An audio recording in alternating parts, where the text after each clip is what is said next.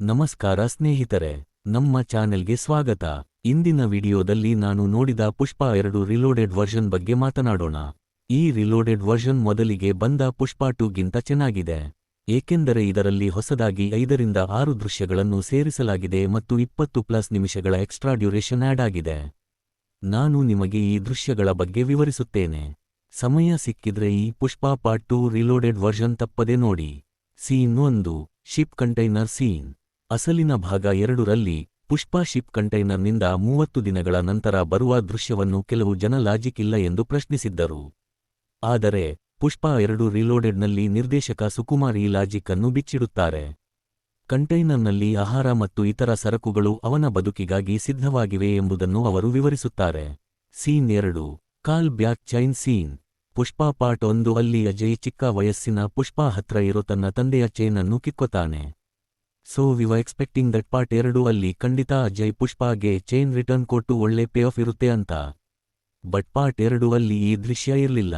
But part 2 ರಿಲೋಡೆಡ್ ವೆರ್ಸನ್ನಲ್ಲಿ ಈ scene add ಮಾಡಿದ್ದಾರೆ. ರಿಲೋಡೆಡ್ ವರ್ಷನ್ನಲ್ಲಿ Ajay chain ಅನ್ನು ಮುಲ್ಲೆಟಿ ಪುಷ್ಪರಾಜಿಗೆ ಹಿಂದಿರುಗಿಸುವ ದೃಶ್ಯವನ್ನು ಸೇರಿಸಲಾಗಿದೆ. ಇದು ತುಂಬಾ ಇಂಪ್ಯಾಕ್ಟ್ ಹೊಂದಿದೆ. ಸೀನ್ 3, ಜಾಲಿ ರೆಡ್ಡಿ ಸೀನ್. ಜಾಲಿ ರೆಡ್ಡಿ ಮತ್ತು ಪುಷ್ಪ ನಡುವಿನ ಮುಖಾಮುಖಿ ದೃಶ್ಯವು ಟ್ರೈಲರ್ನಲ್ಲಿ ಕಂಡರೂ ಮುಖ್ಯ ಚಿತ್ರದಲ್ಲಿ ಕಟ್ ಮಾಡಲಾಗಿತ್ತು.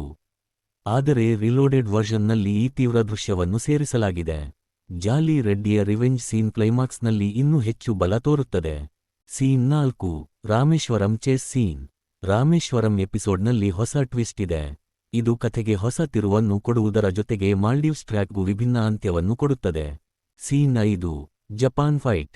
ಪುಷ್ಪಗೆ ಗುಂಡು ಹೊಡೆದು ಅವನು ನೀರಿಗೆ ಬೀಳುವ ನಂತರ ಕಥೆ ಅವನ ಬಾಲ್ಯದ ಕನಸು ಮತ್ತು ಪ್ರಸ್ತುತದ ಸಮಯದೊಂದಿಗೆ ತಿರುಗುತ್ತದೆ.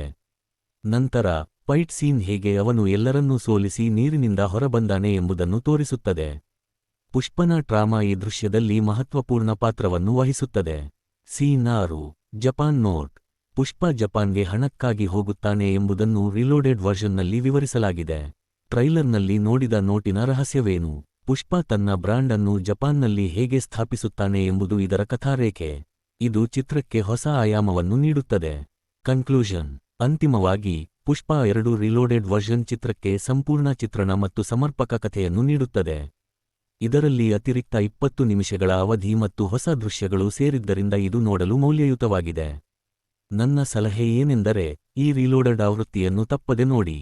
ಇದು ನಿಶ್ಚಿತವಾಗಿ ನಿಮ್ಮನ್ನು ನಿರಾಶೆಗೊಳಿಸಲ್ಲ. ಇದೇ ರೀತಿ ಇನ್ನಷ್ಟು ಅಪ್ಡೇಟ್ಗಳಿಗಾಗಿ ಚಾನೆಲ್ಗೆ ಸಬ್ಸ್ಕ್ರೈಬ್ ಮಾಡಿ, ಲೈಕ್ ಮಾಡಿ ಮತ್ತು ಶೇರ್ ಮಾಡಿ. ಧನ್ಯವಾದಗಳು.